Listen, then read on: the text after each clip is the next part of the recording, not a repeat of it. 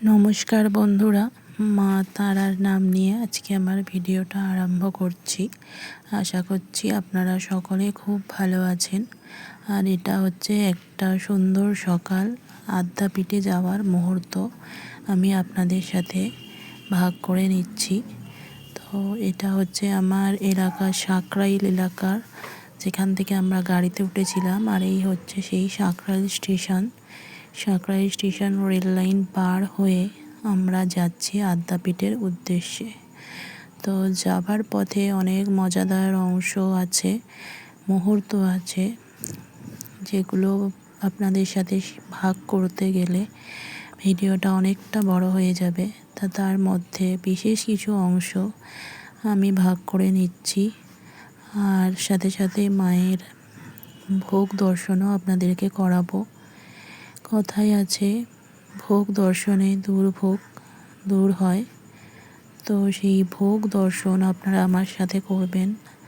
আদ্যা মা, রামকৃষ্ণদেব ও রাধা গোবিন্দের ভোগ, তিনজনারই ভোগ একসাথে আপনাদেরকে দর্শন করাবো এবং সাথে সাথে মায়ের দর্শনও করাবো।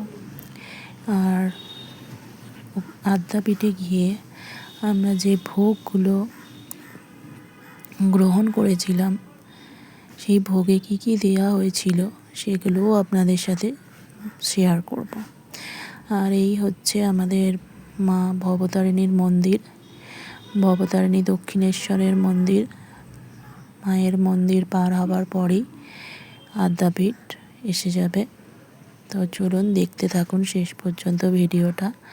আশা করছি মোটামুটি আপনাদের ভালো লাগবে। দেখুন, ভালো লাগা বা না লাগা যে যার ব্যক্তিগত ব্যাপার। তো ভালো লাগলে শেষ পর্যন্ত একটু দেখবেন। আর এই যে আমরা পৌঁছে গেছি, দেখতেই পাচ্ছেন। তো তখন সময় ছিল সকাল 10টা।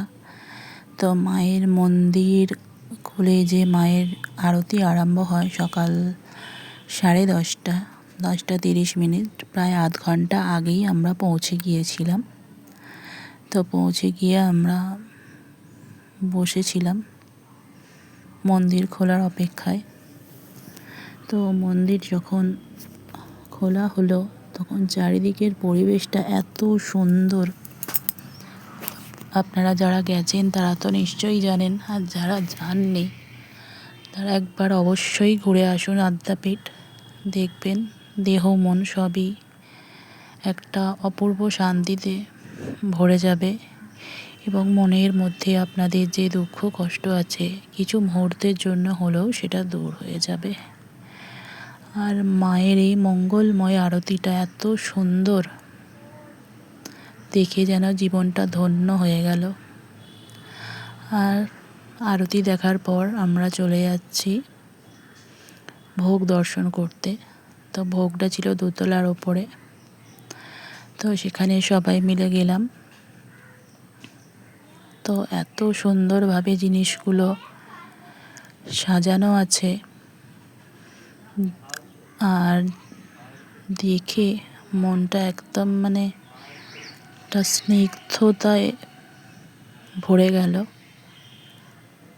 তো সুন্দর মায়ের সেবা এখানে দেয়া হয়। শুধু এখানে কেন, যে কোনো বড় বড় তীর্থক্ষেত্রে এত সুন্দরভাবে ভগবানের সেবার আয়োজন করা হয়।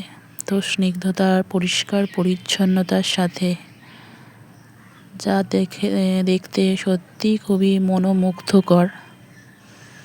আর এই হচ্ছে আদ্যা মায়ের ছবি।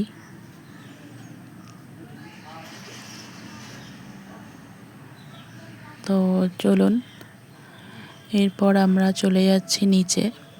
তো নিচে ওখানে একটু পায়েস ভোগেরও আয়োজন করা হয়েছিল, তো সেটাও গ্রহণ করেছি। করার পর আমরা একটু চারিদিকটা ঘুরে নিলাম। ঘুরে নিয়ে এবার আমরা যাব ভোগ গ্রহণ করতে। মায়ের যে ভোগ, যেটা টিকিট কেটেও খাওয়া যায়, মেন টিকিট কেটেই খেতে হয়। তো আমরা যেহেতু এই যে মায়ের ভোগ হাতে হাতে দেওয়া হচ্ছে, আর এখানে দেওয়া হচ্ছে মায়ের পায়েস ভোগ। তো এই যে মায়ের মন্দির নিচে থেকে দেখতে কত সুন্দর, আর ধূপ, মোমবাতি, প্রদীপ, ফুল চারিদিকে ভরে রয়েছে। তারপরেই গেলাম পাশে বাবার, ভোলে বাবার মন্দির। যেখানে মা সেখানে বাবা অবশ্যই থাকবেন পাহারা দেওয়ার জন্য মাকে। তো সেখানেও গেলাম, বাবার শিবলিঙ্গ দর্শন করলাম, পাশে নন্দী মহারাজও ছিলেন। এরপর আমরা যাচ্ছি আমাদের আহারাদি গ্রহণ করার জন্য। তো ওটাও দোতলার ওপরে, নিচেও লোক আছে, ওপরেও আছে। তো আমাদের যেহেতু ভিআইপি ছিলাম, মানে ভিআইপি টিকিট যেহেতু ছিল, আর দিনটা ছিল 25শে বৈশাখ, আমার পরিষ্কার মনে আছে। আর ওই দিন ছিল আমাদের এই ম্যাডামের শুভ জন্মদিন। আর আদ্যা মায়ের যে অঙ্গরাজ হয়েছিল যে শাড়িটা দিয়ে, সেটা ছিল আমাদের এই ম্যাডামের দেওয়া শাড়ি। তো ওই দিনটার জন্যই উনি বুকিং করেছিলেন শাড়িটা পরানোর জন্য। তো আমরা সেই বিশেষ দিনে আমরা গিয়েছিলাম, সব কিছুই দর্শন করলাম, মায়ের শাড়ি থেকে শুরু করে ভোগ। তো এমন একটা সুন্দর দিন, মানে আমাদেরকে উপহার দেওয়ার জন্য আমাদের হেড ম্যাডামকে খুবই ধন্যবাদ জানাই। তো কথার ফাঁকে আপনারা দেখলেন যে কী কী ভোগে কী কী ছিল। তো রান্নাগুলো এতই সুস্বাদু, অতুলনীয়। যেমন বাড়ির কোনো রান্নার থেকে দেখবেন এই সব নরনারায়ণ সেবার ভোগগুলোর কিন্তু স্বাদই আলাদা হয়। তো ঠিক সেই রকমই ছিল। তো খাওয়া দাওয়ার পর বেশিক্ষণ সময় আমরা কাটাতে পারলাম না, কারণ দুপুরবেলা প্রচণ্ড গরম পড়েছিল ওই দিন।